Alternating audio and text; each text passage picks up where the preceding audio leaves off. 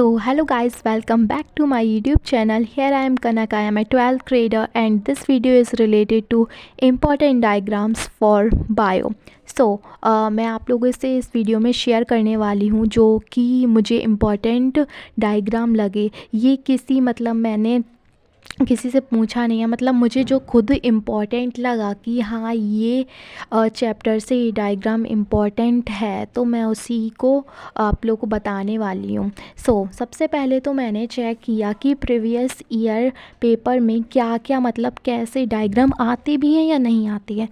मेरे को मेरे टीचर ने भी बताया है कि बायो के एग्ज़ाम के लिए डायग्राम इज़ मोस्ट इम्पॉर्टेंट। मैंने कोशिश की है अच्छे से डायग्राम बनाने की, बट डायग्राम बनाने में मेरे को थोड़ा टाइम लग जाता है। अप्रॉक्सीमेट कम से कम मेरे को लगता है 2 मिनट तो लगता है। बट अब एग्ज़ाम लिखने के लिए मेरा जो स्टेट बोर्ड से हूँ मैं, मतलब सीबीएसई से नहीं हूँ मैं, तो स्टेट बोर्ड से हूँ मैं, तो उसमें थ्योरी लिखने को आती है, बहुत आती है। मतलब उसमें एमसीक्यू आएंगे सबसे पहले, फिर वेरी शॉर्ट, फिर सेकंड शॉर्ट, फिर लॉन्ग। इतना सब लिखना पड़ेगा। तो अगर मैं डायग्राम में ज़्यादा अपना टाइम वेस्ट करूँगी तो मैं अपना मे भी पेपर ना सॉल्व कर पाऊँ। मैं डायग्राम की प्रैक्टिस कर रही हूँ और ये सारे डायग्राम मुझे लगा कि ये इम्पॉर्टेंट हैं, तो मैंने सोचा क्यों ना मैं आप लोगों के साथ भी ये वीडियो शेयर कर दूँ। ये मेरे अकॉर्डिंग है, ये मैंने मतलब प्रीवियस ईयर के वो क्वेश्चन पेपर जो मैं बता रही हूँ ना, मैंने उसी में से देखकर सोचा है कि ये मतलब इम्पॉर्टेंट होगा। खुद को पता चल जाता है कि किस चैप्टर से क्या चीज़ इम्पॉर्टेंट होने वाली है। मेरे जो बोर्ड है ना उसमें डायग्राम बनाने को दिया जाएगा, तो मुझे बनाने पड़ेंगे। जैसे कि मैं आपको एग्जांपल देती हूँ कि आप कैसे क्या करो। जैसे कि आपको क्वेश्चन मिला है difference between cross pollination and self pollination. सबसे पहले ना आप हेडिंग बना दो सेल्फ पॉलिनेशन की, फिर उसके बाद उसके थ्योरी जो पार्ट है ना वो पूरा आप लिख दो। फिर उसके बाद आप एग्ज़ाम्पल लिखो, फिर उसके बाद आप डायग्राम बनाओ।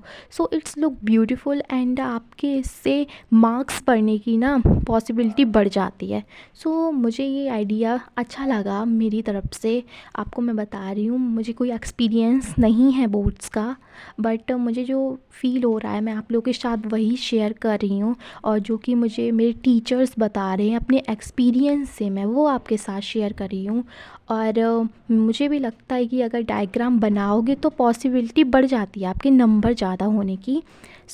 बायो के एग्ज़ाम के लिए डायग्राम बहुत ही ज़्यादा इम्पॉर्टेंट है। ये नहीं है कि आप मतलब ज़्यादा बड़े आर्टिस्ट होने चाहिए डायग्राम बनाने के लिए, नहीं। आप छोटे मोटे डायग्राम एनसीईआरटी में बहुत ही सिंपल हैं। मैंने ये सारे एनसीईआरटी वाले बनाए हैं, बट ये मैंने अपने मॉड्यूल से बनाए हैं। आप ये मत सोचना कि ये मैंने और कोई बुक यूज़ की है, नहीं, मैंने अपने मॉड्यूल से यूज़ किया, बट ये मॉड्यूल भी एनसीईआरटी पर ही बेस्ड था। तो मुझे जिस चैप्टर से जो भी इम्पोर्टेंट डायग्राम लगा मैंने वो बनाया है। और इसमें एक मेरा मैच्योर एंथर वाला डायग्राम रह गया था और एक मेरा बायोगैस वाला रह गया था। तो आप ये मत सोचना वो इम्पॉर्टेंट नहीं है, वो भी बहुत इम्पॉर्टेंट है।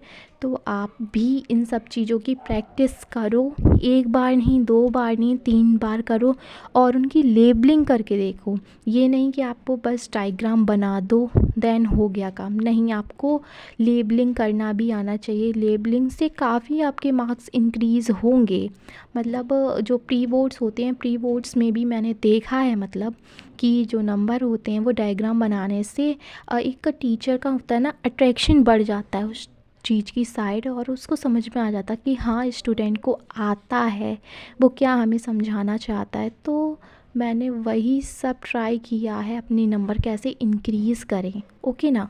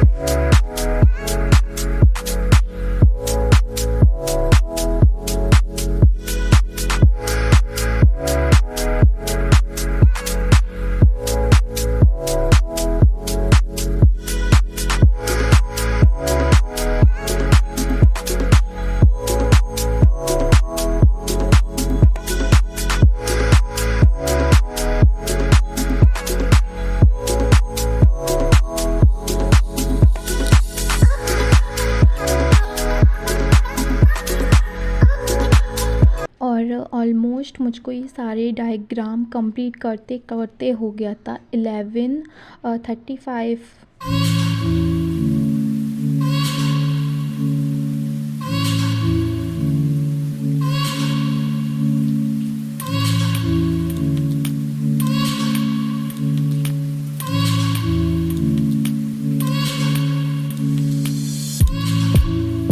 So guys, that is for today's video. Hope you like, enjoy my such type of study blogs, and if you are new to my YouTube channel, don't forget to like, comment and share, and stay tuned for next video. Tab tak ke liye bye bye, take care and best of luck for your board examination. Bye bye guys.